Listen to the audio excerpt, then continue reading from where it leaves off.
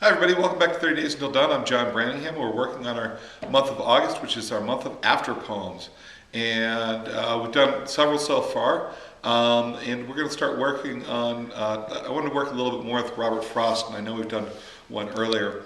Robert Frost, all of my favorite Frost poems are the poems that you don't see as much, right? I mean, there's those couple that are quoted and quoted and quoted.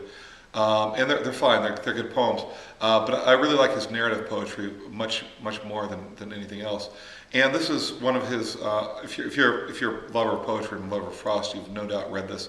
But it's called Death of the Hired Man. And Death of the Hired Man is a narrative. It's about two people who are sitting outside talking about a third person inside, a person who's come back. You can take a look at this online. It's everywhere. As they talk, they kind of reconstruct his life. Okay, so that's kind of what you're going to be doing here. It's written in blank verse, which means iambic pentameter. You don't have to do that if you don't want to.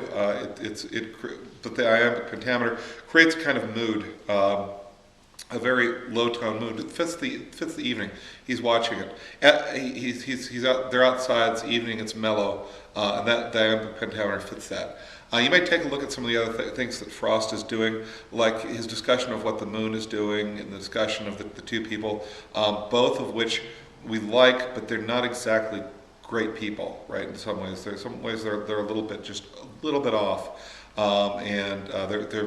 they're not, well, they're humans, right? They have their own desires and loves and whatever else, right? And so they're not absolutely perfect beings. Okay, so if I were going to do this, I'd do a narrative of, what would I do a narrative of? I think I'd make up my own story, and I think I'd update it for today. His discussion is what is home. And what he says is home is when you go there, they can't turn you away.